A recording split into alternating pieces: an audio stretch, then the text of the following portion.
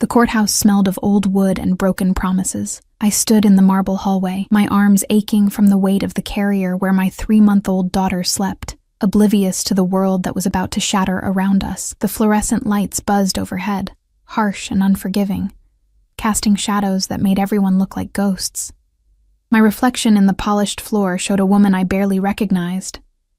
Hollow-eyed, thinner than I'd ever been, wearing a clearance rack dress that hung loose on my frame. I'd tried to look presentable, to have some dignity for this moment, but exhaustion had won.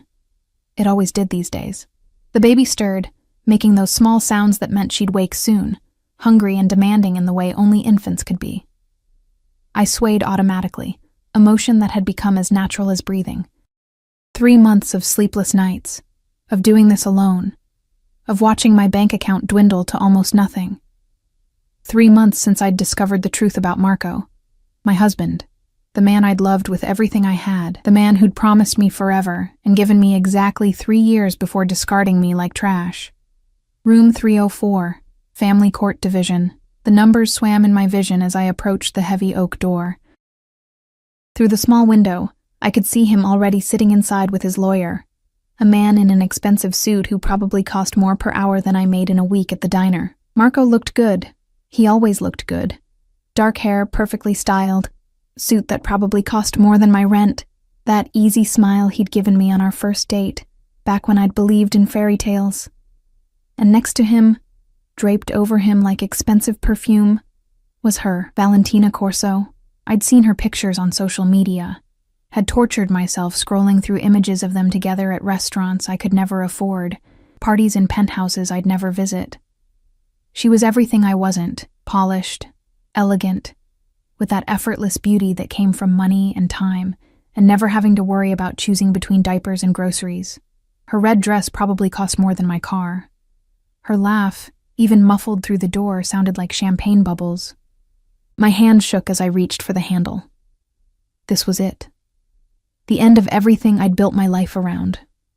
The death of every dream I'd had since I was 16, and Marco had walked into the convenience store where I worked, buying cigarettes and giving me a smile that made my heart forget how to beat properly. I pushed open the door.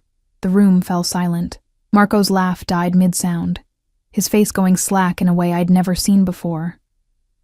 Valentina's smile froze, her eyes dropping to the carrier in my arms, then back to Marco, confusion flickering across her perfect features.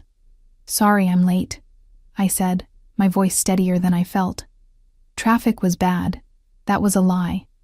I'd been sitting in my car in the parking lot for 20 minutes, trying to gather the courage to walk in here, trying to prepare myself to sign the papers that would legally erase the biggest mistake of my life. The judge, a tired-looking woman in her 50s with gray streaking her dark hair, glanced up from her paperwork, her expression softening when she saw the baby. "Mrs. DeLuca, please take a seat." Mrs. DeLuca, not for much longer. I moved toward the empty chair on the opposite side of the table from Marco and his lawyer, my daughter's carrier bumping against my hip. The baby chose that moment to wake, her face scrunching up in that way that meant she'd start crying soon. I set the carrier down carefully, my fingers fumbling with the straps to pull her out before she could work herself into a full wail. "You brought a baby to divorce proceedings?" Marco's lawyer, Mr. Patterson, I remembered, looked affronted, as if I'd committed some grave breach of etiquette. "She's 3 months old," I said, settling my daughter against my shoulder, feeling her root against my neck, looking for food. "I can't exactly leave her at home alone." Marco hadn't moved. He was staring at me. No, at the baby, with an expression I couldn't read. His face had gone pale beneath his tan, and his hands, I noticed, were gripping the edge of the table so hard his knuckles had gone white. "Marco." Valentina's voice was sharp, pitched low but audible in the small room. "What is this?" He didn't answer her. His eyes, those dark eyes I'd once loved more than anything, were fixed on my daughter's face, on the small hand that had escaped her blanket and was waving in the air. The judge cleared her throat. "Shall we proceed? I have the dissolution of marriage petition filed by Mr. DeLuca 3 months ago. Both parties have waived the waiting period and agreed to an uncontested divorce with separate property." "When was she born?"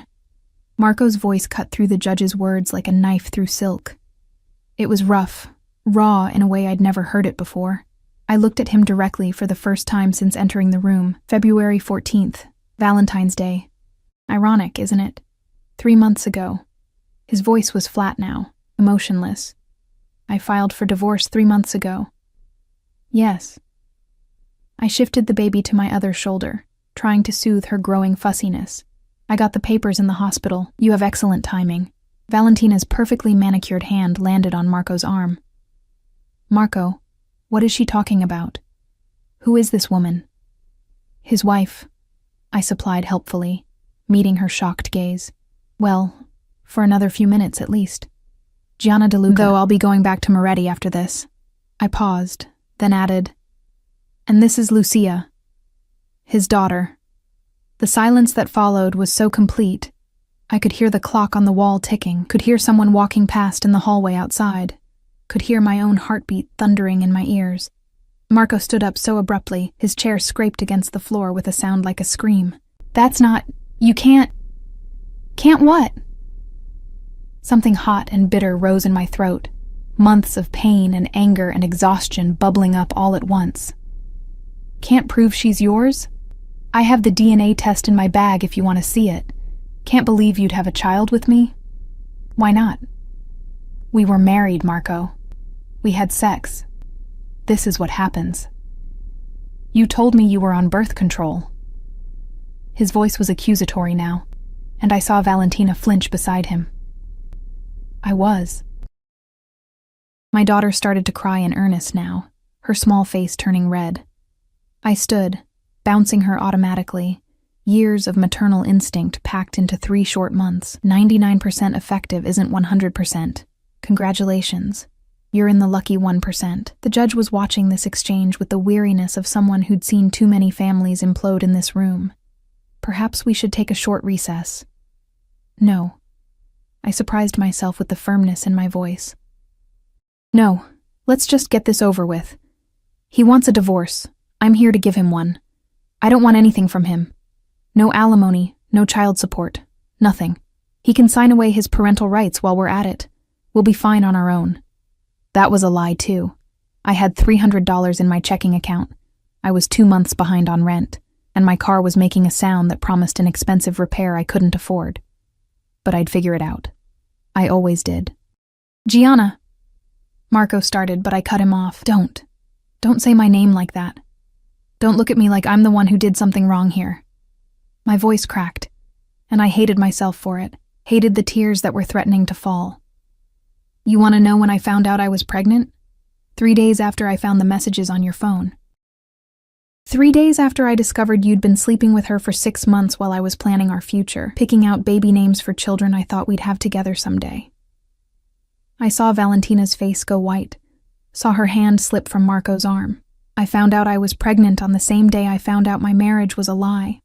I continued, the words pouring out now like blood from a wound. And you know what the worst part was? For about 5 minutes I was happy. For 5 stupid, naive minutes, I thought maybe a baby would fix everything. Maybe you'd come home and love me again. The baby was screaming now, her cries echoing off the walls. I couldn't calm her, couldn't calm myself. Everything was falling apart, and I couldn't stop it. But you filed for divorce instead, I finished, my voice barely a whisper beneath my daughter's wails. So here I am. Let's sign the papers and end this. The door to the courtroom burst open. 3 men in black suits entered, moving with a precision that made my skin prickle with warning. They weren't lawyers. Something about the way they carried themselves, the way their eyes swept the room cataloging exits and threats, screamed danger. The one in front was older, gray at his temples, with a scar running from his eyebrow to his cheekbone. He looked at Marco with an expression of profound disappointment. We need to leave, he said. Now. Marco's face had gone from pale to ashen. Salvatore, this isn't... The Constantines know about the shipment. The man, Salvatore, said quietly. 3 of our warehouses burned last night. They're sending a message. We need to move you and Miss Corso to the safe house until... He stopped mid-sentence, his eyes landing on me and the baby for the first time. The air in the room changed. It was like watching a switch flip, watching this dangerous man's entire demeanor shift from urgency to something else. something cold and calculating that made my stomach drop. "Who is this?" he asked, his voice soft now, which somehow made it more terrifying. "No one," Marco said quickly. "My ex-wife. We're just with your child." It wasn't a question. Salvatore's eyes, dark and knowing, moved from my face to Lucia's, then back to Marco. "Your daughter." "It's complicated. It's very simple, actually." A new voice came from the doorway, and I felt the temperature in the room plummet. The man who entered made everyone else in the room look small. He wasn't extraordinarily tall, maybe 6 feet. But he carried himself like he owned not just the room, but the entire building, the city, the world. His suit was black, perfectly tailored, and probably cost more than my entire year's salary. Dark hair, sharp features, and eyes that seemed to see straight through me. He looked at the scene before him, Marco and Valentina, me and the baby, the judge frozen behind her desk, and smiled. It wasn't a nice smile. "Marco De Luca," he said, his voice carrying an accent I couldn't quite place. Italian, but refined, educated, with an undertone of violence that made my pulse spike. "Caught between wives. How very common." "Mr. Dante," Marco breathed, and I heard fear in his voice. Real, genuine fear. I can explain." "Can you?" The man, Dante, moved further into the room, and I noticed how everyone seemed to shrink away from him, how even Salvatore stepped aside respectfully. "Explain how you stole from my family? Explain how you thought you could skim money from our shipments, and we wouldn't notice? Explain how you've been feeding information to the Constantines?" The words washed over me like ice water. Stole, shipments, Constantines. The pieces clicked together in my mind with horrifying clarity. Marco wasn't just a businessman like he'd told me. He wasn't just managing a import-export company. He was a criminal, a thief. And he'd stolen from someone very, very dangerous. "I didn't," Marco started, but Dante raised one hand and he fell silent immediately. $2 million, Dante said conversationally, as if discussing the weather. "That's what you took. And now the Constantines are at war with us because of the intelligence you sold them." He paused, his eyes moving around the room before landing on me. "The standard punishment for such betrayal is death, for you and everyone connected to you." My arms tightened around Lucia automatically, my body moving to shield her even as my mind screamed at me to run. But I couldn't move, couldn't breathe, couldn't do anything but stare at this man who held life and death in his hands like they were nothing. His gaze lingered on the baby, something flickering across his face too quickly for me to read. Then he looked at Marco again. "But it seems you've complicated the situation," he said softly, "by bringing innocent blood into this mess." The silence that followed felt like standing on the edge of a cliff, waiting to fall. Dante's eyes moved from Marco to me, a slow, deliberate assessment that made my skin crawl. I'd never felt so exposed, so vulnerable. My daughter had finally quieted against my shoulder, her small body warm and trusting, completely unaware that we'd just walked into something far more dangerous than a simple divorce. "Mrs. De Luca." His voice was smooth, almost gentle, which somehow made it worse. "How long have you been separated from your husband?" I swallowed hard, my throat dry. 3 months. Since he filed for divorce. "And the child?" "She's 3 months old." My voice came out steadier than I felt. "I was 7 months pregnant when he left." Something dark passed over Dante's features. He turned to Marco, and the temperature in the room seemed to drop another 10 degrees. "You abandoned your pregnant wife." It wasn't a question, but Marco answered anyway, his words tumbling over each other. The marriage was already over." "Was it?"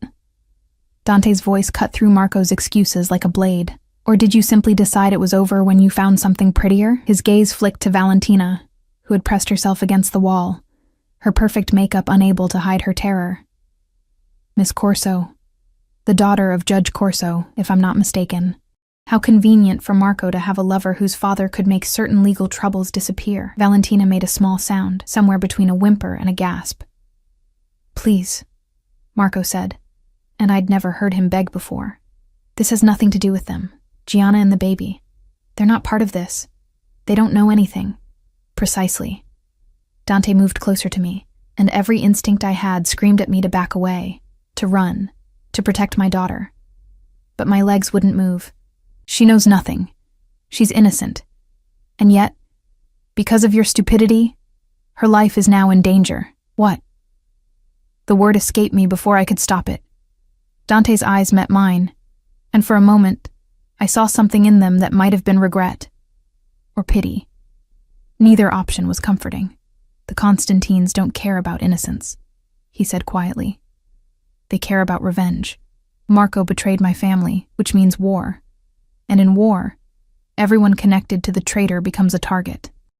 You, your child, your parents if you have them, your friends, anyone who might be used as leverage or punishment. The room spun. I clutched Lucia tighter, feeling her heartbeat against my chest, steady and trusting. But I left him. I'm divorcing him. I don't want anything to do with him. They won't care. Salvatore spoke up from behind Dante, his scarred face grim. They'll see you as his wife, his child as his blood. That makes you both collateral. This is insane. My voice rose, panic finally breaking through the shock. I didn't do anything. I don't even know what he did. I thought he managed shipping logistics for a legitimate company. I didn't know. Of course you didn't. Dante's voice held a strange note, almost like approval. You were the perfect little wife, weren't you? Believing his lies, keeping his house, waiting for him to come home while he built his empire on stolen money and betrayal. The words stung because they were true. I had been that naive, that trusting. I'd believed every lie, every excuse for late nights and business trips. I'd been so desperately in love that I'd ignored every red flag. What do you want from me? I asked, hating how small my voice sounded.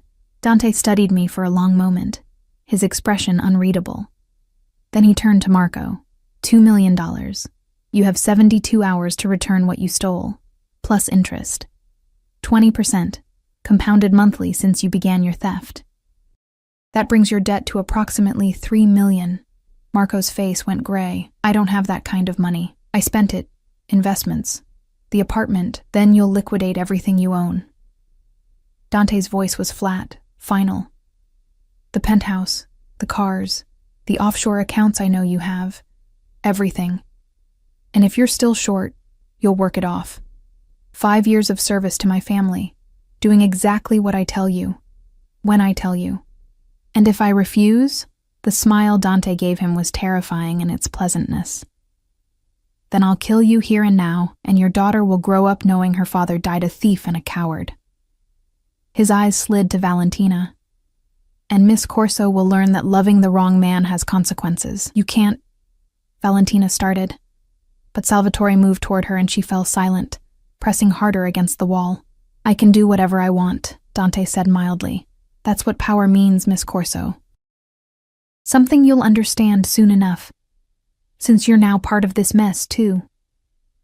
He turned back to me, and I saw him really look at my daughter for the first time. Lucia had fallen asleep again, her small fist curled against my collarbone, completely peaceful. Something crossed Dante's face. Surprise, maybe, or something softer that disappeared too quickly to name. How old did you say she was? 3 months. I couldn't keep the protective edge from my voice. 12 weeks, exactly. And you've been alone this entire time? No help from Marco? No support? I lifted my chin, finding some shred of pride in the wreckage of my life. I don't need his help. I have a job. I have an apartment. We're fine. Where do you work?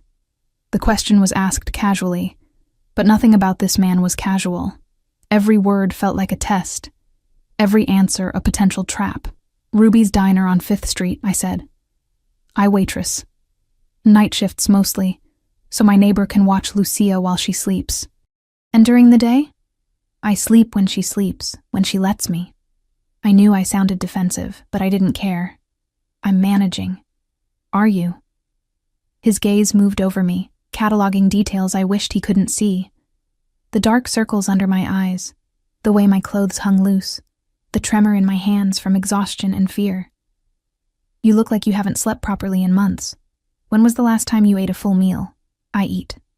Another lie. I ate whatever was left over at the diner, whatever I could afford after paying for formula and diapers and the mounting stack of medical bills from Lucia's birth. Mr. Dante, the judge interjected, her voice carefully neutral. This is highly irregular. If you're planning to conduct business, perhaps... You'll wait, Dante said without looking at her. This concerns me now. The judge subsided immediately, and I realized with growing horror just how much power this man wielded. A judge, in her own courtroom, was afraid of him. I have a proposition for you, Mrs. DeLuca. Dante moved closer, close enough that I could smell his cologne. Expensive, subtle, something dark and woodsy that probably cost more than my rent. Your husband owes me $3 million and 5 years of his life. His mistress is now a liability that needs to be contained, and you and your daughter are targets for my enemies because of his stupidity. I don't see how that's a proposition, I said, my heart hammering. That sounds like a death sentence. It would be if I were a cruel man. His lips curved slightly. But I believe in justice, Mrs. DeLuca, in balance. Marco created this mess, and Marco will pay for it. But you and your child, you're innocent. You deserve protection. Protection from who? From you? From everyone. He gestured to Salvatore. My enemies are now your enemies, whether you like it or not. The Constantines have eyes everywhere. They already know Marco has a wife and child. My sources confirm they've been watching this courthouse, waiting for him to appear. You walked in here publicly with his daughter. They saw you. Ice flooded my veins. You're saying they'll come after us? I'm saying they're probably planning it right now. Dante's voice was matter-of-fact, as if discussing something mundane. They'll wait until you leave, follow you home, and then they'll take you. Use you as leverage against Marco, against me, and when they're done with you, he let the sentence hang, unfinished. My arms tightened around Lucia until she stirred, making a small sound of protest. What do you want from me? I want to protect you, he said it simply, as if it was obvious. I want to move you somewhere safe, somewhere the Constantines can't reach you. I want to give you resources, money, security, everything you need to raise your daughter without fear. Why? The question burst out of me. Why would you do that? You don't know me. You don't owe me anything. Because you're innocent. His eyes held mine, dark and intense. Because that child is innocent. And because I have a code, Mrs. DeLuca. I punish the guilty and protect the innocent. Always. There's a catch. There had to be. Men like him didn't offer help without expecting something in return. There is. He didn't deny it. You'll live in one of my properties, under my protection. You'll follow the security protocols my people set.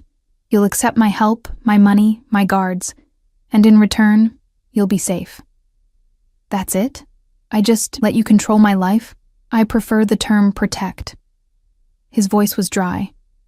But yes, essentially, for as long as the threat exists, and Mrs. DeLuca, I need you to understand, with the Constantines, that threat could be years. They hold grudges the way other people hold memories. I looked at Marco, at the man I'd loved, the man who'd destroyed everything. He wouldn't meet my eyes. Valentina was crying silently, mascara tracking down her perfect face. The judge sat frozen behind her desk, a spectator to her own courtroom being taken over. And if I refuse? I asked, turning back to Dante. Then I'll have Salvatore escort you to your car, and you'll drive away from here. His voice was gentle, which somehow made the words worse. And sometime in the next few days, the Constantines will find you. And I'll read about it in the newspaper. Young mother and infant found dead. Tragic murder-suicide, the police will say, though we'll both know the truth. You're threatening me. I'm telling you the reality of the situation your husband created. Dante's voice hardened slightly. I didn't make this world, Mrs. DeLuca. I just survive in it. And I'm offering you the same chance. Lucia began to fuss again, her small face scrunching up. She was hungry, I could tell. It had been almost 3 hours since her last feeding. My breasts ached, milk beginning to let down at her sounds. Everything felt surreal. Standing in this courtroom, holding my daughter, discussing my life like it was a business transaction with a man who could order my death as easily as ordering coffee. How do I know you won't hurt us? I asked quietly. How do I know this isn't just another cage? Something flickered across Dante's face, too quick to read. You don't. You'll have to trust me. Trust a mob boss? The words escaped before I could stop them, and I saw Salvatore tense, saw Marco close his eyes in despair. But Dante laughed. It was a short, sharp sound, but genuine. Smart girl. You shouldn't trust me. You shouldn't trust anyone in this world. His expression sobered, but I'm the only option you have that ends with you and your daughter alive. So I suggest you take it. The clock on the wall ticked loudly in the silence. Lucia's fussing grew more insistent. My whole body ached with exhaustion and fear and the weight of a decision I never should have had to make. Fine, I heard myself say. I'll accept your protection. Gianna, no, Marco started. But I cut him off with a look. You don't get to have an opinion anymore, I said coldly. You did this. You brought this into our lives. You destroyed everything. And now I have to clean up your mess. I turned to Dante. When do we leave? Now.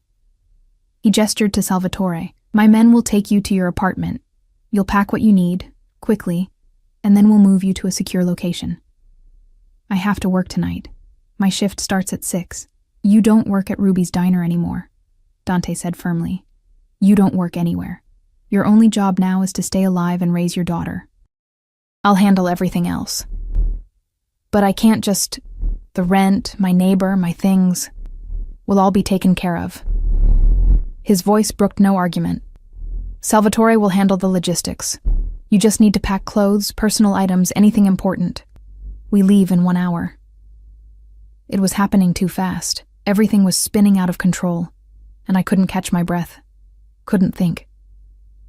The divorce. We'll wait, Dante said. Right now, your legal marital status is the least of your concerns. He was right. God help me. He was right. I looked at the judge, who nodded slowly, seeming almost relieved to have this chaos removed from her courtroom. What about Marco? I couldn't help asking. And her?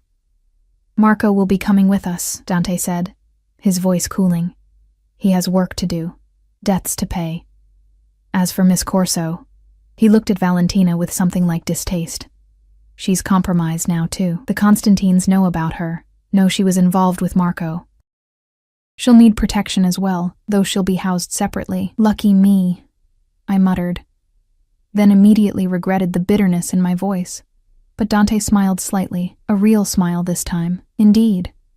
Lucky you, inheriting your husband's debts and his enemies all in one morning. He glanced at his watch. Expensive, gold, probably worth more than my car. We're wasting time. Salvatore, take Mrs. DeLuca and the child to the vehicle. I'll handle things here. Salvatore moved toward me, his scarred face not unkind. Come with me, signora. I'll keep you safe. I stood on shaking legs, adjusting Lucia in my arms. She was crying now, really crying, hunger making her frantic. I need to feed her soon. There's a bottle in the car, Salvatore said. We anticipated you might need supplies. They'd been watching me, planning this. The realization should have terrified me, but I was beyond fear now, running on pure adrenaline and instinct. I walked toward the door, past Marco who tried to reach for me. I jerked away from his touch, disgust rising in my throat. Don't. You don't get to touch me ever again. Gianna, I'm sorry. Sorry doesn't fix this. I looked at him one last time, at the man I'd loved, the man who'd fathered my child, the man who'd sold us all out for money and a pretty face. You destroyed us. I hope it was worth it. I walked out of the courtroom without looking back, following Salvatore down the hallway. Behind me, I heard Dante's voice, cold and final. Marco, we need to discuss your payment plan and Miss Corso. You'll come with me. We have much to talk about. The courthouse that had smelled of broken promises when I entered now smelled like the beginning of something else entirely, something dark and dangerous and utterly inescapable. My old life had ended in that courtroom. And whatever came next, whatever cage I'd just agreed to walk into, there was no going back now. The car was nothing like I expected. I'd pictured something ostentatious, a limousine maybe, or one of those oversized SUVs that screamed money and danger. Instead, Salvatore led me to a black sedan, sleek and elegant, but not flashy. The kind of car that would blend into traffic without drawing attention. The windows were tinted so dark I couldn't see inside, and when he opened the back door for me, I noticed how thick the glass was. Bulletproof. The reality of what I'd agreed to hit me like a physical blow. "Please, Signora," Salvatore said gently, gesturing to the interior. "We need to move quickly." I slid into the back seat, the leather soft and expensive beneath me. The car smelled new, with an underlying scent of gun oil that made my stomach clench. A baby seat was already installed on the opposite side, properly secured, with a bottle warmer plugged into the console and a small cooler beside it. They'd thought of everything, planned for this. How long had they been watching me? Salvatore got into the driver's seat as another man, younger, with hard eyes and a gun visible in his shoulder holster, took the passenger seat. Neither spoke as we pulled away from the courthouse. Through the tinted windows, I watched the building recede, taking with it any illusion of normalcy my life might have had left. Lucia was screaming now, her face red and furious with hunger. My milk had let down completely, soaking through my dress, adding humiliation to fear. With shaking hands, I tried to settle her, tried to figure out the bottle warmer while she thrashed in my arms. "Here, let me." The man in the passenger seat, he couldn't have been more than 25, turned around and took the bottle from me with surprising gentleness. "My sister has twins. I know the drill." He tested the temperature on his wrist, then handed it back. "Should be good now." "Thank you," I whispered, guiding the nipple to Lucia's mouth. She latched on desperately, her cries cutting off as she drank. The silence felt enormous. "I'm Nico," the young man said. "I'll be part of your security detail. That's Salvatore, obviously. You'll meet the others at the house." "How many others?" 4 more, rotating shifts. 2 on duty at all times, 1 on perimeter, 1 close protection. He said it matter-of-factly, as if having 6 armed guards was normal. "Mr. Dante takes protection seriously." I noticed. I looked down at my daughter, at her small face finally peaceful as she ate. "Where are we going?" "Your apartment first," Salvatore said from the front, his eyes meeting mine in the rear-view mirror. "You have 15 minutes to pack. Take only what's essential. Clothes, documents, medications, personal items. We'll provide everything else. My neighbor, Mrs. Chen. She watches Lucia sometimes. I need to tell her." "We'll handle it," Nico interrupted gently. "You can't contact anyone directly. Not until we know it's safe." The isolation of it struck me then. I'd be cut off from everything, everyone I knew. Not that there were many people. I'd lost most of my friends when Marco left. Too embarrassed to explain, too exhausted to maintain relationships. But Mrs. Chen, the kind widow who'd brought me soup after Lucia was born, who'd stayed up with me on the bad nights when I thought I couldn't do this alone, she deserved better than just disappearing. "She'll worry," I said quietly. "We'll tell her you had to leave town for a family emergency," Salvatore said. "She'll understand." Another lie. My life was becoming a series of lies, stacked on top of each other until I couldn't remember what truth looked like anymore. The drive to my apartment took 20 minutes through midday traffic. I lived in a rundown building in a neighborhood that was trying to be up and coming, but mostly just looked tired. Salvatore parked in front, and I saw him scan the street carefully before nodding to Nico. "I'll take her up," Nico said. "You stay with the car." My apartment was on the 3rd floor, no elevator. I'd climbed these stairs hundreds of times, usually with groceries or laundry, or Lucia's carrier weighing down my arms. Now I climbed them with Nico behind me, his hand resting casually near his gun, his eyes constantly moving. The door to 3B looked more shabby than usual, the paint peeling, the numbers slightly crooked. Inside, my apartment was exactly as I'd left it that morning. A disaster. Dishes in the sink, laundry draped over the couch, toys scattered across the floor, the bassinet in the corner where Lucia slept, the changing table I'd bought at a thrift store, the single photograph on the wall of me and Marco on our wedding day, both of us smiling like we had forever. 15 minutes, Nico reminded me gently. "I'll get you a suitcase." He found my battered luggage in the closet while I stood in the middle of my tiny apartment, Lucia drowsy and milk-drunk in my arms, trying to figure out how to pack a life in 15 minutes.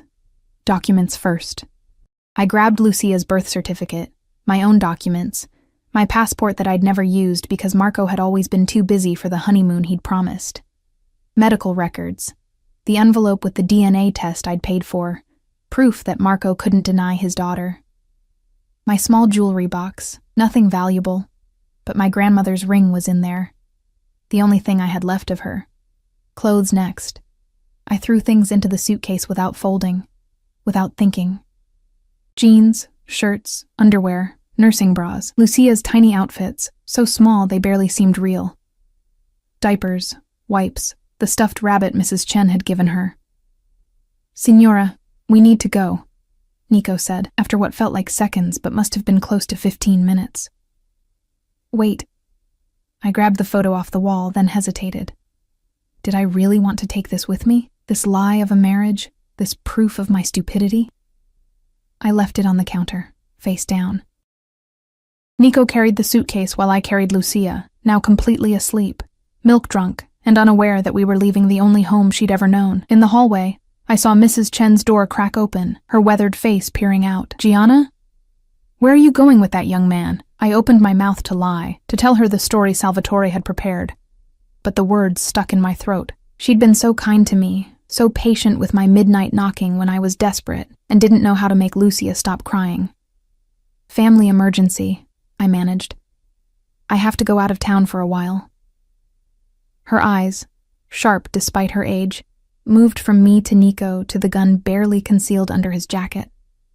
Understanding flickered across her face, and fear. "You take care of yourself," she said quietly. "And that baby. You hear me?" "I will." My voice cracked. "Thank you. For everything." She nodded once and closed her door. I heard the locks engage, multiple bolts sliding home. She knew. Somehow she knew this wasn't a family emergency, that I was in trouble, and she was protecting herself the only way she could. The drive from my apartment took us out of the city, into suburbs I'd never visited, then further into neighborhoods where the houses got progressively larger, the walls progressively higher. We drove for almost an hour, and with each passing mile, I felt my old life falling further away. Finally, Salvatore turned onto a private road, stopping at a gate that looked like it belonged to a fortress. Cameras everywhere, intercom system, walls topped with something that might have been decorative ironwork, but looked suspiciously like security measures. The gate opened silently, and we drove through into what looked like another world. The house, no, the estate, was enormous. 3 stories of stone and glass, surrounded by manicured gardens and what looked like a small forest for privacy. Other buildings dotted the property, a guest house maybe, a garage large enough for a dozen cars, something that might have been a security station. "Welcome to your new home, Signora," Salvatore said, pulling up to the main entrance. The door opened before we could knock, and a woman in her 50s appeared, elegant, composed, with kind eyes that reminded me of my mother. "Mrs. DeLuca, welcome. I'm Elena, the house manager. Let me help you with the baby." She reached for Lucia with practiced ease, and I found myself handing over my daughter to this stranger, because my arms were shaking too badly to hold her safely. Elena cooed at Lucia, speaking softly in Italian, while Nico brought in my pathetic suitcase. The interior of the house was like something from a magazine. Marble floors, high ceilings, artwork that was probably worth more than I'd earned in my entire life. A grand staircase swept upward, and I could see rooms branching off in every direction, each one probably larger than my entire apartment. "Your rooms are on the 2nd floor, Elena said, still cradling Lucia like she'd done this 1,000 times before. "East wing, away from the main activity of the house. I thought you'd prefer privacy and quiet for the baby." "Thank you," I whispered, because what else could I say? She led me upstairs, down a hallway lined with more expensive art, to a suite of rooms that took my breath away. A bedroom with a king-sized bed that looked like a cloud, windows overlooking the gardens, an ensuite bathroom with a tub large enough to swim in, and connected to it, a nursery that made me want to cry. Everything was perfect. A crib that probably cost more than all of Lucia's furniture combined. A rocking chair. A changing table stocked with diapers and wipes and creams. Clothes in the closet, tiny outfits organized by size, toys appropriate for her age. A breast pump still in its box, the expensive kind I'd looked at in stores and knew I'd never afford. How? I couldn't finish the question. Mr. Dante had me prepare the rooms this morning, Elena said. He told me you had a 3-month-old daughter and to prepare accordingly. She smiled at my expression. I raised 4 children of my own. I know what a mother needs. This morning? My voice came out faint, but he didn't even know. He knew you'd say yes. A new voice came from the doorway, and I turned to find Dante leaning against the frame, his jacket removed, sleeves rolled up. He looked less dangerous like this, almost human, but the intelligence in his eyes reminded me exactly who and what he was. Because the alternative was death. And you love your daughter too much to choose that. That's not giving me a choice, I said, hating how my voice shook. No, he agreed, it's not. But I've found that honesty, even cruel honesty, is better than pretty lies. He moved into the nursery, his eyes on Lucia sleeping in Elena's arms. She's beautiful. She has your eyes. The observation startled me. You can barely see her eyes. They're closed. I noticed earlier, at the courthouse. He reached out as if to touch her, then seemed to think better of it, his hand dropping. Brown, with gold flecks. Unusual, that he'd noticed. That he'd paid that much attention to my 3-month-old daughter in the middle of everything else happening.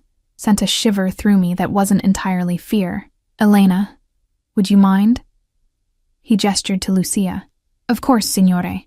I'll put her down in the crib.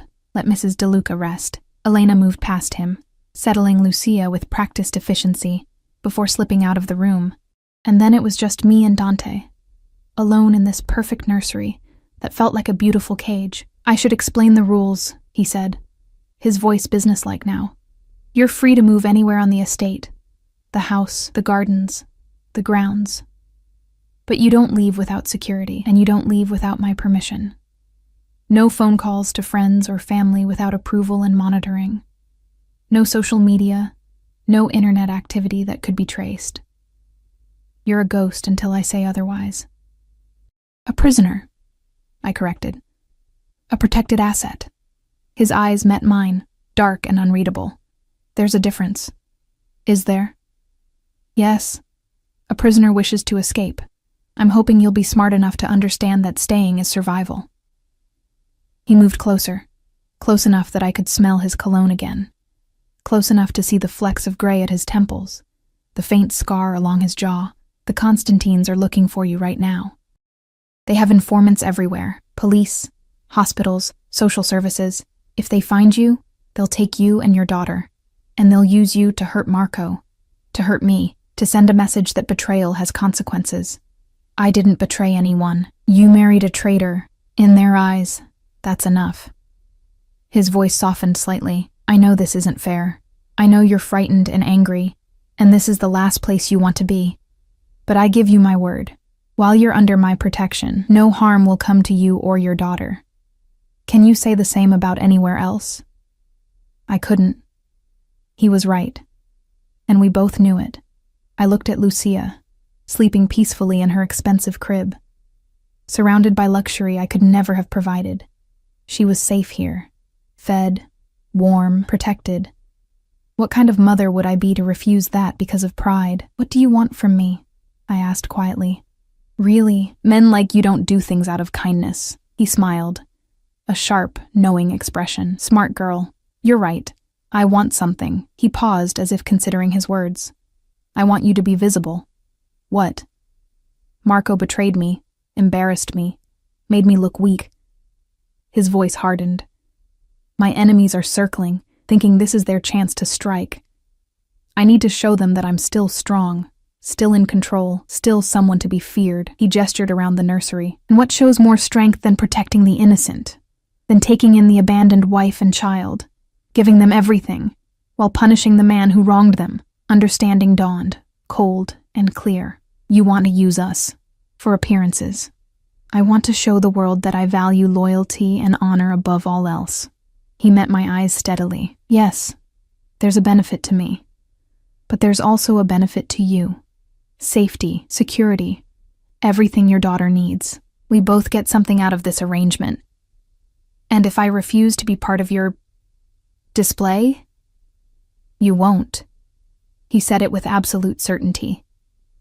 Because you're smart enough to understand that your pride is worth less than your daughter's life. He was right. Again. God, I hated that he was right.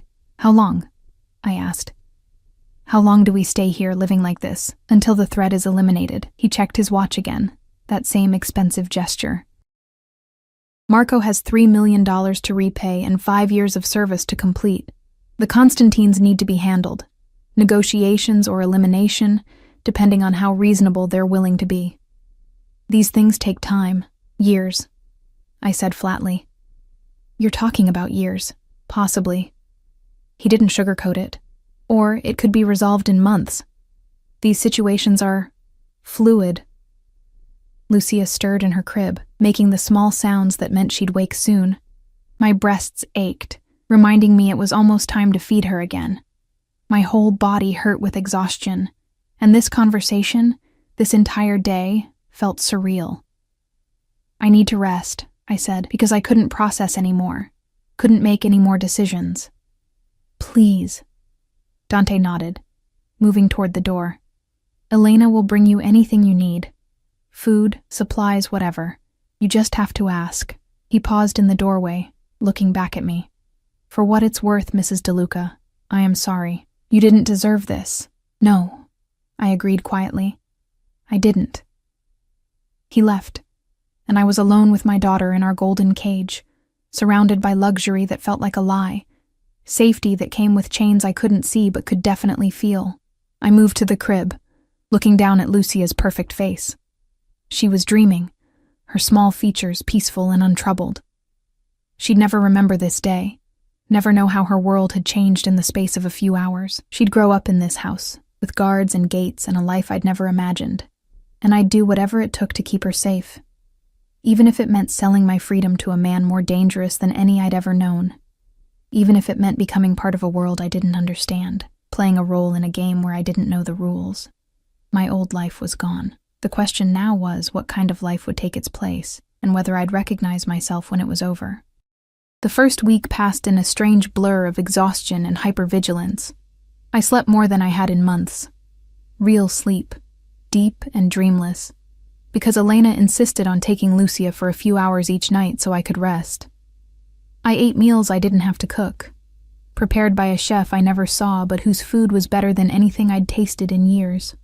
I showered in that enormous tub, letting hot water wash away months of accumulated stress, and I hated myself a little for how good it felt. The estate became familiar in pieces. The gardens where I could walk with Lucia in a stroller that probably cost more than my car, always with Nico or one of the other guards trailing at a respectful distance. The library with floor-to-ceiling bookshelves and a reading nook that overlooked the grounds. The nursery where Lucia was starting to smile. Real smiles now, not just gas. And I'd sit in the rocking chair for hours, watching her discover her hands, her voice, the world around her. I rarely saw Dante. He was gone most days, returning late if at all. Sometimes I'd hear his voice from downstairs, speaking rapid Italian on the phone, and I'd catch words I'd learned from Marco's family.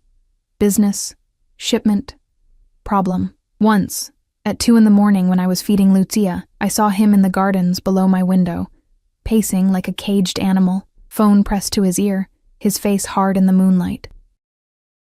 He frightened me and fascinated me in equal measure, and I didn't know what to do with either feeling. It was Elena who told me about the dinner, 10 days after my arrival. Mr. Dante is hosting associates tomorrow evening, she said, organizing Lucia's clothes while I fed my daughter. Important men from other families, some business partners. He'd like you to attend. My hands tightened on Lucia. Why? Elena's expression was kind but knowing. Because you're part of the message he's sending, Kara. The wronged wife, the innocent child, both under his protection. It shows his power, his honor. His trophy, I said bitterly. Perhaps. She folded a tiny dress with practiced efficiency, But better to be a protected trophy than a forgotten casualty. In this world, appearance is everything. I don't have anything to wear to something like that. Already handled. She gestured to my closet. New clothes arrived this morning. Pick whatever you like. After she left, I put Lucia down for her nap and investigated the closet. It had been stocked since I arrived with practical clothes, jeans, comfortable shirts, things suitable for a new mother. But now there were additions, dresses, elegant and expensive, in styles that would fit my post-pregnancy body without making me feel self-conscious. Shoes in my exact size, even jewelry, subtle but clearly real. I pulled out a midnight blue dress, holding it against myself in the mirror. The woman looking back was a stranger, better rested, better fed, wearing clothes that actually fit. But her eyes were still haunted, still lost. Who was I becoming in this place? The next evening, Elena came to help me get ready while Nico's sister, a sweet girl named Gabriella, watched Lucia. Elena styled my hair, applied makeup with a practiced hand, and when I finally looked in the mirror, I barely recognized myself. Beautiful, Elena pronounced. Mr. Dante will be pleased. I don't care about pleasing him, I said. But the words rang hollow even to my own ears. The dining room was on the first floor, a massive space with a table that could seat 20. Crystal chandeliers cast warm light over settings that probably cost more than I'd made in a year. Men in expensive suits were already gathered, speaking in Italian and English, their voices carrying the weight of power and danger. Dante stood at the head of the table, and when I entered, every conversation stopped. He looked at me. Really looked, his dark eyes traveling from my face down the dress and back up, and something flickered in his expression that made my breath catch. "Gentlemen," he said, his voice carrying easily. "May I introduce Mrs. Gianna De Luca?" He moved toward me, offering his arm like we were at some society ball. My honored guest. His hand was warm through the fabric of my dress, his presence overwhelming as he led me to the seat at his right hand, the position of honor. The men watched with expressions ranging from curiosity to calculation, and I felt like a deer surrounded by wolves. "Mrs. De Luca," one man said, older, with silver hair and cold eyes. "We've heard much about you, about your situation. Have you?" I kept my voice neutral, the way I'd learned to do with difficult customers at the diner. "Your husband's betrayal was quite spectacular," another added. $2 million. Such greed. $3 million, with interest. Dante corrected softly. "And he didn't just steal money. He sold information to our enemies. He endangered all of us. And yet you protect his wife and child." This from a younger man, maybe 40, with a scar running down his neck. Some might say that's weakness. The air in the room changed, tension crackling like electricity. I felt Dante go still beside me, felt the danger radiating from him like heat. "Some might say that," he agreed, his voice pleasant. "Those people would be wrong, protecting the innocent, punishing the guilty. That's not weakness. That's justice. That's honor." He looked around the table, meeting each man's eyes. "Or do you gentlemen disagree with those principles?" Silence. No one challenged him. "Mrs. De Luca and her daughter are under my protection," Dante continued. "Anyone who threatens them threatens me. I thought I should make that clear, so there are no misunderstandings. It was a warning and a declaration, and everyone in the room understood it. I was his now, whether I wanted to be or not. His to protect, his to display, his to use as proof of his power. Dinner was served, course after course of food I couldn't taste. Conversations in multiple languages swirling around me. The men talked business in careful euphemisms, discussed territory and shipments and problems that needed handling. I sat silently, Dante's trophy, proof of his honor, while inside I felt myself disappearing piece by piece. Halfway through the meal, my phone, the new one Dante had given me, monitored and restricted, buzzed in my clutch. I shouldn't have checked it during dinner, but something made me look. A photo. Grainy, taken from a distance, but unmistakable. My old apartment building, with police tape across the door to 3B. My door. The message beneath it was simple. "We know where you lived. We know where you worked. We're looking for you. Tell Mr. Dante the Constantines send their regards. The phone slipped from my nerveless fingers, clattering onto my plate. Dante's hand shot out, catching it before it could fall further, his eyes scanning the screen. His expression went hard, dangerous, and he stood abruptly. Gentlemen, please excuse us for a moment. He pulled me to my feet, his hand firm on my elbow, and led me from the dining room into a smaller study. The moment the door closed, I broke. All the fear I'd been holding back, all the stress and terror and exhaustion crashed over me like a wave, and I couldn't breathe, couldn't think, could only see that photo of my apartment building, my home violated. They found it, I gasped. They know where I lived, and they know you're not there anymore. Dante's voice was calm, grounding. Gianna, look at me. He'd never used my first name before. The sound of it in his accent made something in my chest tighten. You're safe, he said firmly. That apartment is empty. You're here, with me, where they can't reach you. Mrs. Chen is fine. Salvatore moved her to her daughter's house in New Jersey 3 days ago. She's safe. His hands came to my shoulders, steady and warm. I knew they'd find the apartment. I planned for it. You knew? Anger cut through the fear. You knew they'd do this? And you didn't tell me? Because you didn't need to know. His voice was harder now. You needed to rest, to recover, to bond with your daughter. Knowing the Constantines were systematically searching for you would have only added stress you didn't need. That's not your decision to make. Yes, it is. He didn't raise his voice, but the authority in it was absolute. You gave me that right when you agreed to my protection. I decide what threats you need to know about and when. That's what protection means, Gianna. I wanted to argue, to rage, to demand my autonomy back. But he was right. Again. If I'd known the Constantines were actively searching, I wouldn't have slept, wouldn't have eaten, would have driven myself into exhaustion worrying. He'd protected me from that, even if it meant lying by omission. I hate this, I whispered. I hate feeling powerless. I know. Something softened in his expression, but powerless and alive is better than empowered and dead.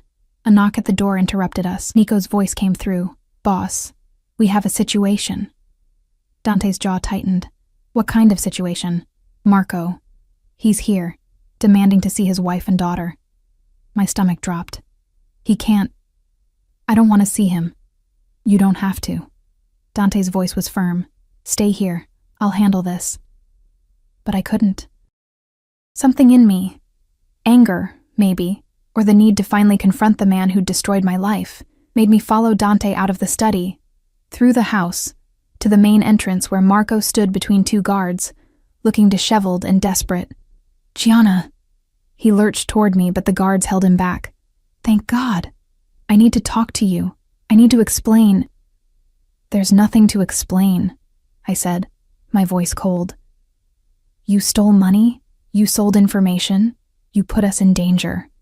What's left to say? I did it for us. His eyes were wild, pleading. The money, I was going to invest it. Turn it into something real. We could have had everything. We had everything, I interrupted. We had a marriage, a home, a child on the way, and you threw it away for money and her.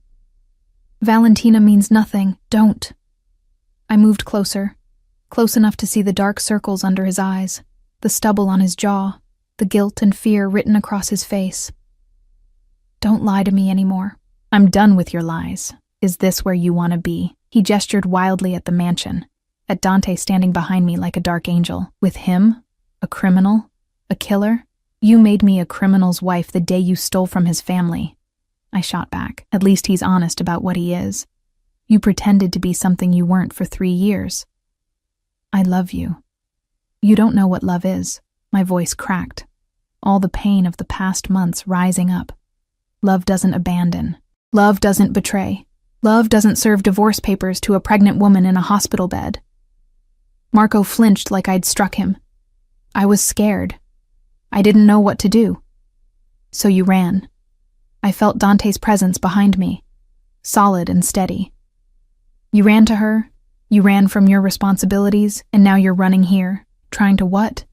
Get us back? Ease your guilt? I want to see my daughter. No. The word came out flat, final. You signed away that right when you chose Valentina over us. She's my blood. She's an innocent child who doesn't need a coward for a father. I turned to Dante. Get him out of here, please. Dante nodded to the guards, who began dragging Marco backward. He fought, shouting my name, shouting promises and pleas and apologies that meant nothing. The doors closed on his voice, on his face, on the last remnants of the life we'd had together. I stood in the foyer, trembling, as silence fell. You did well, Dante said quietly. I feel sick. And I did. Nauseous and shaky and overwhelmed. His hand touched my back, gentle despite his reputation for violence. Come, let me show you something. He led me through the house, upstairs I hadn't explored, to the top floor where a door opened onto a rooftop terrace. The city sprawled in the distance, lights twinkling like stars. But up here the air was clean and cool, and I could breathe again. I come here when things get complicated, Dante said, leaning against the railing. When I need perspective, I joined him, looking out at the view. Does it help? Sometimes. He was quiet for a moment. You were strong tonight. With Marco, with my associates. Stronger than most people in your situation. I don't feel strong. I feel like I'm barely holding on. That's what strength is. He turned to face me, and in the moonlight his features looked softer, almost vulnerable. Holding on when everything tells you to break. You're doing that. You're surviving. Because I don't have a choice. There's always a choice. His voice was serious. You could have walked away that day in the courthouse. Could have taken your chances, hoped the Constantines wouldn't find you, but you chose survival, chose your daughter over your pride. And now I'm your prisoner. Now you're under my protection, he corrected gently. There's a difference. Is there? I echoed my words from days ago.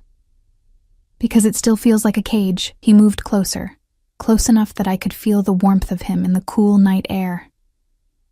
Then let me make it a more comfortable cage. Tell me what you need, Gianna.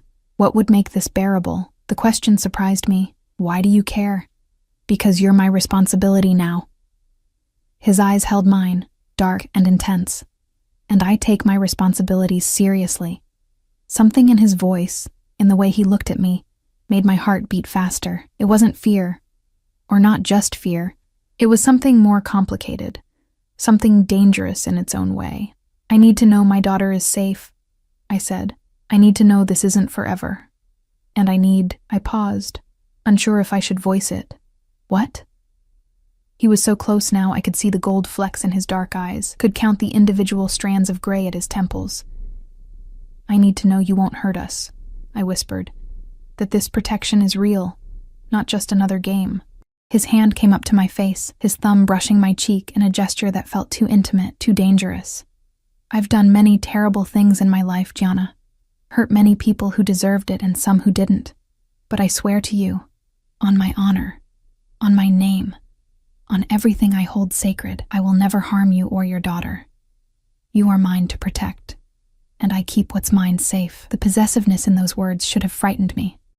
Instead, they settled something deep in my chest, some fear I'd been carrying since the courthouse. Okay, I breathed. I believe you. His smile was slight, barely there, but real. Good. Now come inside. It's getting cold, and you need rest. Tomorrow is another day in our arrangement. As we walked back inside, his hand at the small of my back, proprietary and protective, I realized something that should have terrified me but didn't. I was starting to feel safe here, starting to trust this dangerous man who held my life in his hands. And that was more dangerous than any threat the Constantines could offer. 3 months into my life at the estate, everything changed on a Tuesday morning. I was in the nursery with Lucia, 6 months old now, sitting up on her own, babbling and laughing at everything. When Elena knocked softly on the doorframe, her face was grave, and my stomach immediately dropped. What's wrong? I stood, automatically reaching for Lucia, as if I could shield her from whatever news was coming. Mr. Dante needs to see you in his office. Now. She moved forward, her hands gentle. I'll watch the bambina. Go. Dante's office was on the first floor, in the west wing I rarely visited. The door was open, and inside I found him standing behind a massive desk, phone to his ear, speaking rapid Italian. His face was harder than I'd ever seen it, and when his eyes met mine, something in them made my blood run cold. He ended the call abruptly, closed the door. I did, my hands shaking. What happened? The Constantines made their move. His voice was flat, emotionless, which somehow made it worse. They hit 3 of our warehouses last night, killed 2 of my men, and sent a message. They want you and Lucia in exchange for peace. The world tilted. What? They know you're here. They've known for weeks, apparently. They were just waiting for the right moment. He came around the desk, his movements controlled but dangerous. They're offering a trade, you and the child for a ceasefire, and a return to the old territory agreements. You can't... My voice cracked. You said we were safe here, you promised. And you are. He grabbed my shoulders, forcing me to look at him. I'm not giving you to them, Gianna. Do you understand me? I would burn this entire city to the ground before I let them touch you or Lucia. The ferocity in his voice, in his eyes, should have frightened me. Instead, it made something warm and dangerous bloom in my chest. Then what do? I whispered. We end this. His hands tightened on my shoulders.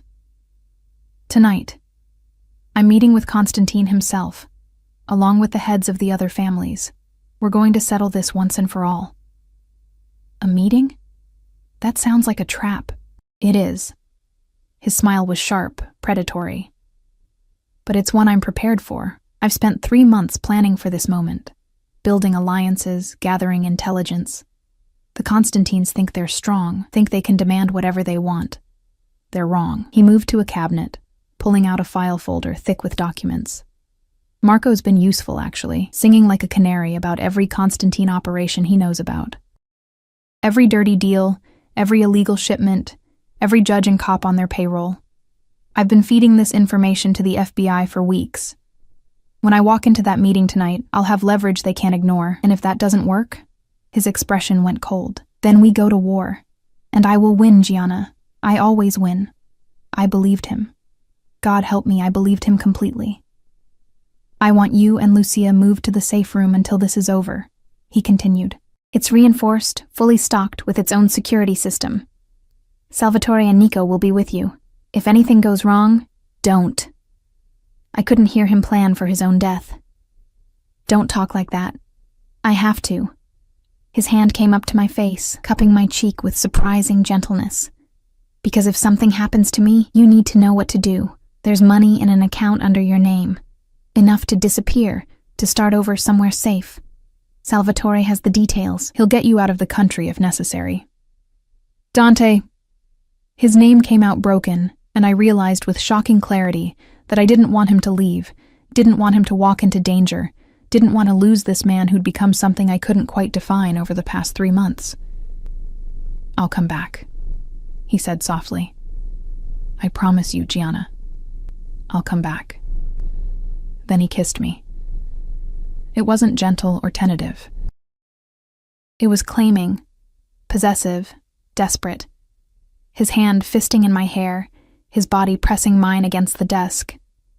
I should have pushed him away, should have remembered that this was my protector, my captor, the man who held my fate in his hands.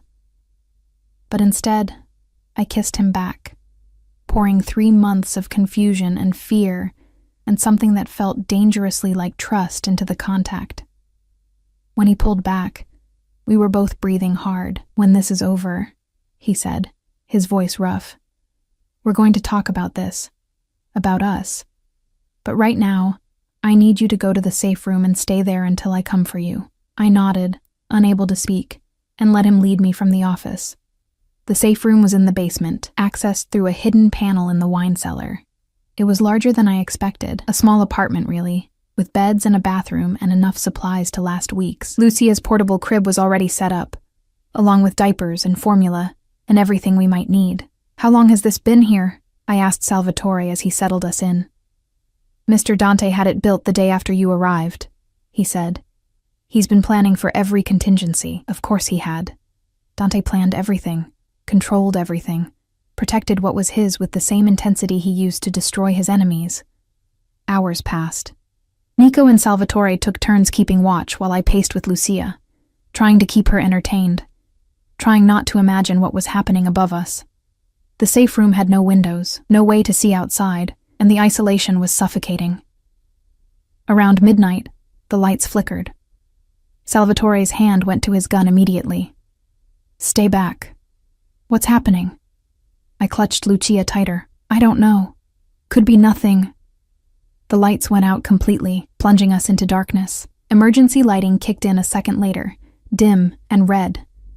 The sound of gunfire came from above us, muffled but unmistakable. Shouting, breaking glass. The unmistakable sounds of violence. "They found us," Nico breathed. "The Constantines found the estate." Salvatore was already moving, checking weapons, speaking urgently into his radio. "All units report. I repeat, all units report." Static answered him. "Shit, they've jammed our communications." More gunfire, closer now. The sound of the wine cellar door being blown off its hinges.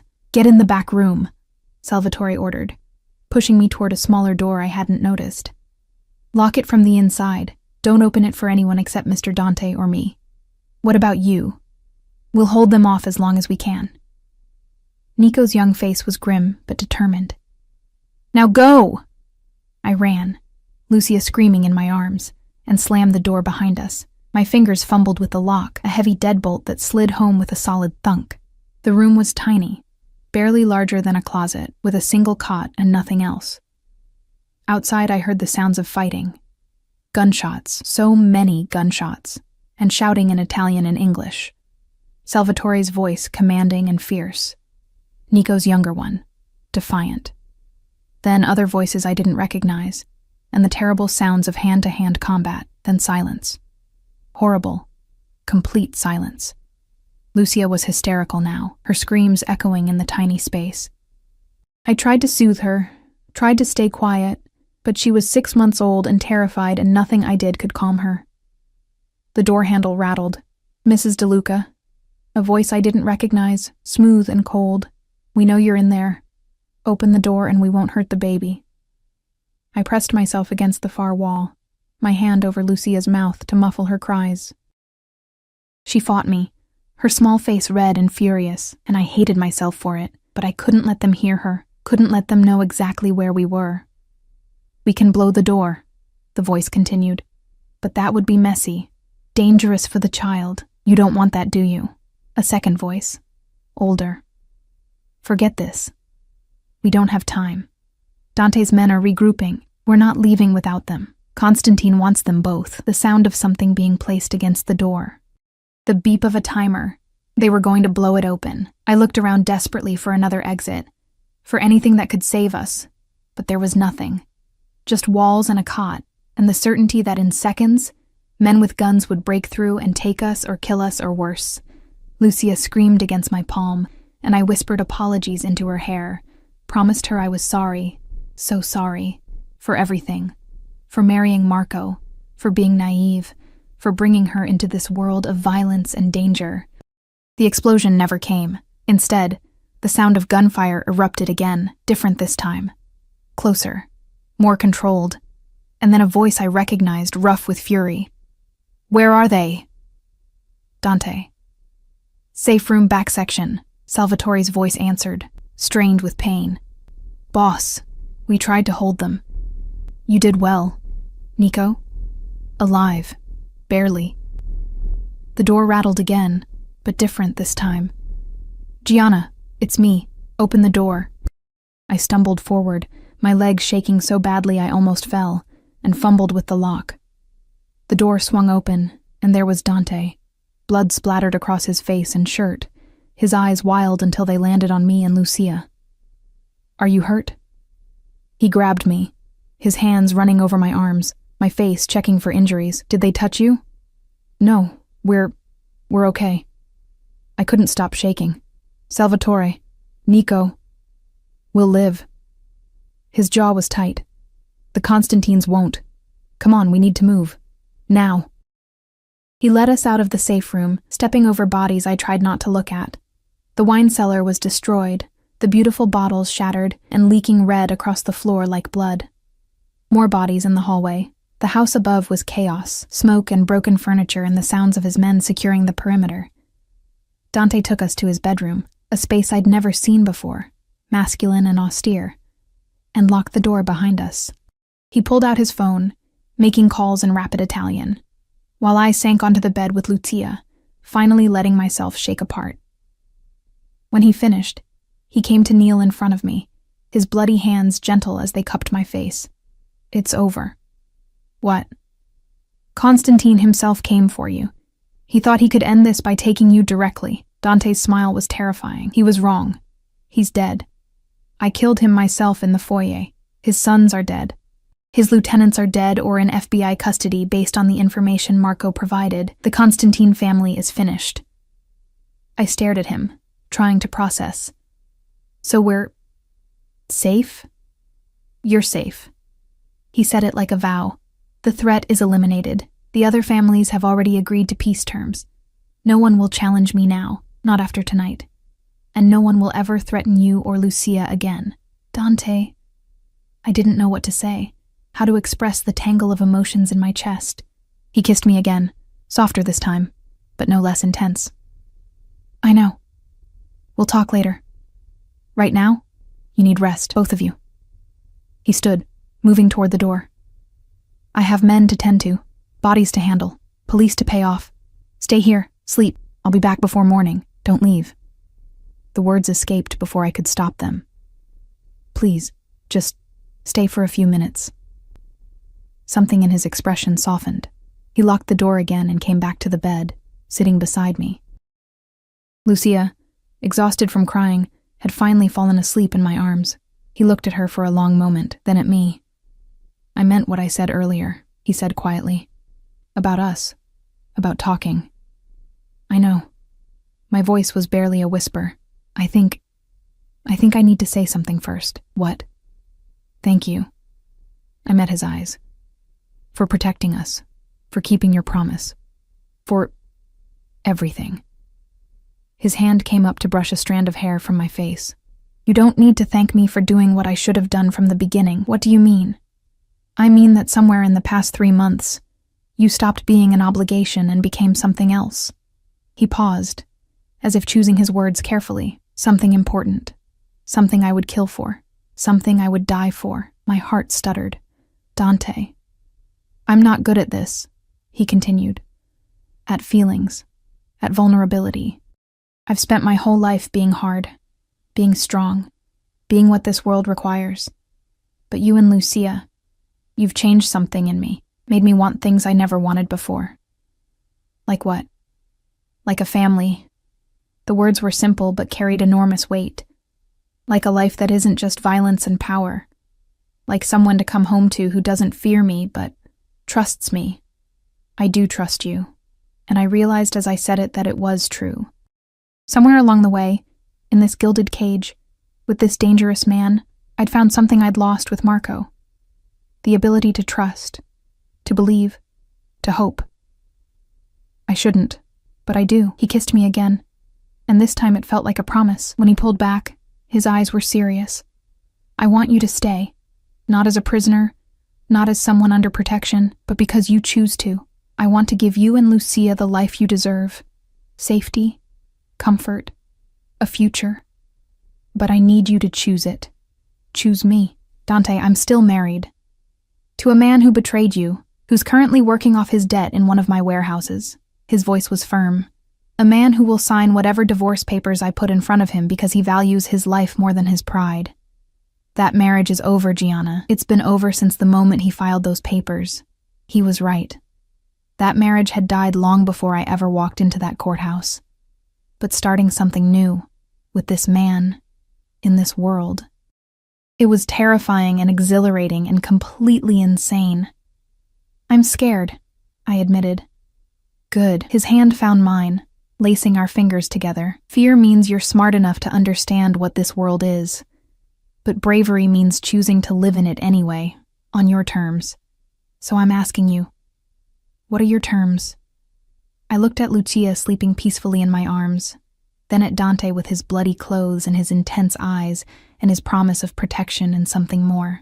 I thought about my old life, the tiny apartment, the endless exhaustion, the loneliness that had consumed me.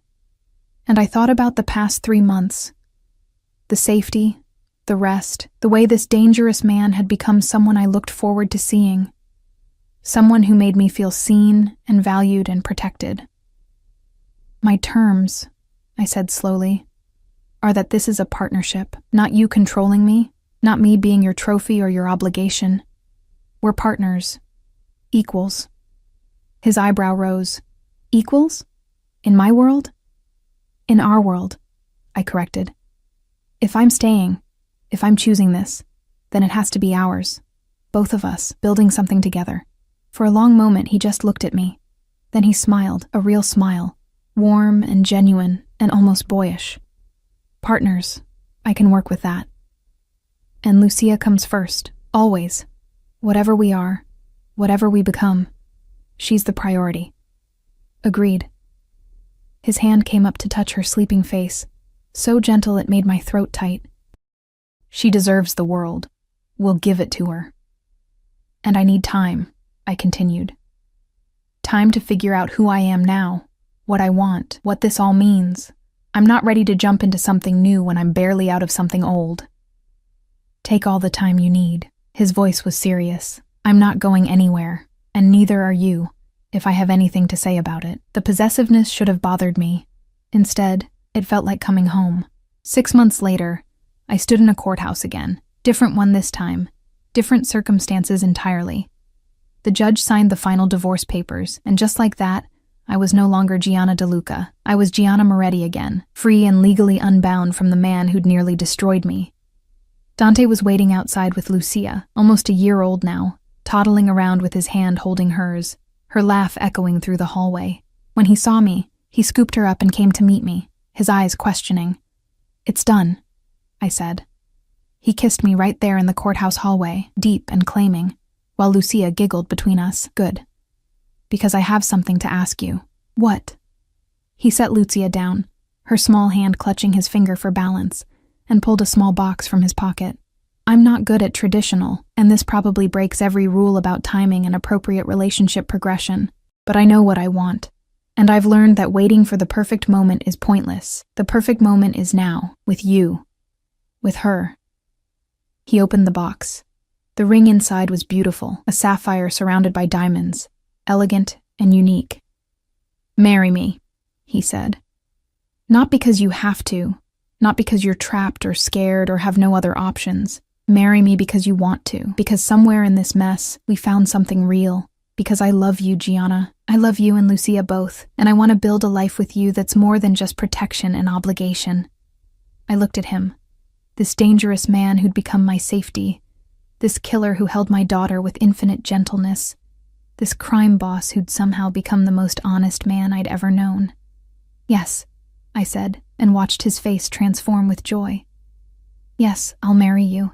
He slid the ring onto my finger, then kissed me again while Lucia babbled happily at our feet. Around us, people stared. Some scandalized, some amused, some understanding that they were witnessing something rare and precious. "I promise you," Dante said against my lips, "I will spend every day of my life making sure you never regret this choice." "I know," I said, and I meant it.